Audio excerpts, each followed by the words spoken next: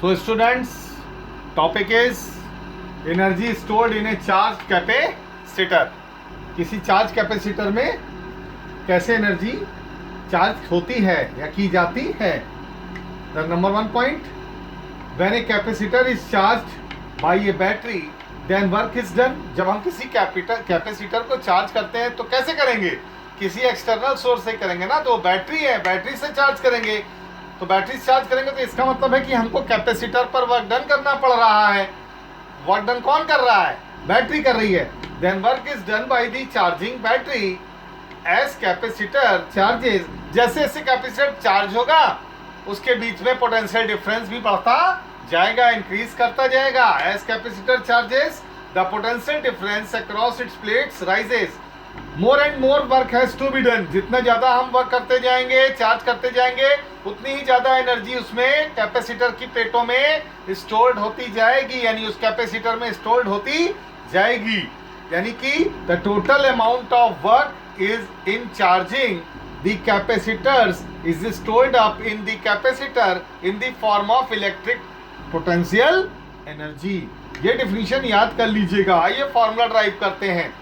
मान लेते हैं कि हम एक कैपेसिटर लेते हैं. If A capacitance of capacitance C, उसका कैपेसिटेंस C है, उसकी प्लेटों के बीच में पोटेंशियल डिफरेंस V है, तो उस पर चार्ज कितना होगा बेटा? Q equal to C into V होता है, जानते हो. तो Q इक्वल टू क्या होगा? C into V.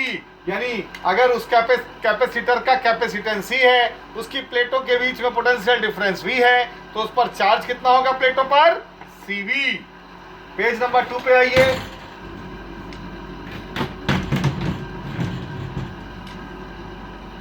तो there is a charge plus Q on one of the plate and दूसरे माइनस Q हो जाएगा दूसरी प्लेट पे, जैसा कि आप जानते हैं. मान लीजिए during the process of charging we increase the charge from Q dash. मतलब मान लीजिए चार्जिंग करते समय किसी इंस्टेंट पर चार्ज Q डैश है, उस कैपेसिटर की प्लेटों का चार्ज Q डैश है, और अब हम उसको इंक्रीज कर रहे हैं कितने अमाउंट से? dQ डैश से. यानी Q डैश तो था, अब Q डैश से कितना इंक्रीज करना चाह रहे हैं? Q डैश प्लस dQ, यानी इतना अमाउंट इंक्रीज करना चाह रहे हैं हम. ठीक है, इससे इतना करेंगे. Then by transferring an amount of negative charge dQ dash from the positive to the negative plate. जब इतना चार्ज और बढ़ाना चाह रहे हैं तो इतना ही चार्ज तो नेगेटिव प्लेट पर भी ट्रांसफर होगा ना बेटा. अगर Q डैश पहले था, मैंने पहली प्लेट पर dQ डैश बढ़ाया पॉजिटिव चार्ज, तो इतना ही अमाउंट का dQ डैश का चार्ज कहां पर डेवलप करेगा? नेगेटिव प्लेट पर डेवलप कर जाएगा, from the positive to the negative plate. Okay, क्योंकि जितना पॉजिटिव प्लेट पर बढ़ाओगे उतना इंडक्शन के कारण उधर हो जाएगा. The potential difference between the plates. मान लीजिए उस इंस्टेंट पर पोटेंशियल डिफरेंस प्लेटों के बीच का V डैश था और चार्ज आप Q डैश था उस इंस्टेंट पर, तो V डैश इक्वल टू क्या होगा? Q डैश अपॉन C हो जाएगा. अब आप वर्क डन कर रहे हैं, work has to be done, तो छोटा सा वर्क डन करेंगे ना भाई. dQ डैश अमाउंट बहुत छोटा सा है, तो वर्क डन भी छोटा सा ही होगा, स्मॉलर होगा. तो work done dW equal to कितना हो जाएगा? वर्क डन इक्वल टू क्या होता है? Product of potential difference into charge. उस इंस्टेंट पर पोटेंशियल डिफरेंस था V डैश. जब आप Q डैश से dQ डैश करना चाह रहे थे, Q dash plus dQ dash करना चाह रहे थे Q डैश से उस इंस्टेंट पर, तो V dash into dQ dash इतना ट्रांसफर कर रहे हैं अमाउंट. तो dW equal to V dash की वैल्यू क्या है? यहां से उठा के सब्स्टिट्यूट कर दीजिए, ये आ गई.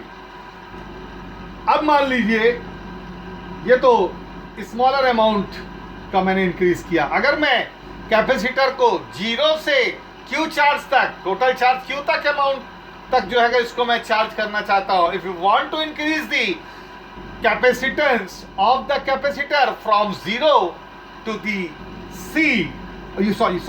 Q, if you want to increase the charge of the capacitor from 0 to Q, then you will integrate this equation number 1 under the proper limit.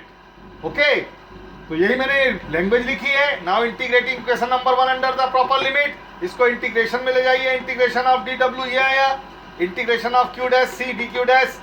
Lower limit क्या है? मैंने कैपेसिटर को मान लिया 0 से Q चार्ज तक करना चाहता हूं, तो लोअर लिमिट हो गई 0, अपर लिमिट हो गई Q. आइए पेज नंबर 3 पर. तो ये 1/C, C क्या होगा? बाहर निकल जाएगा, कांस्टेंट है. कांस्टेंट का इंटीग्रेशन नहीं होता बेटा.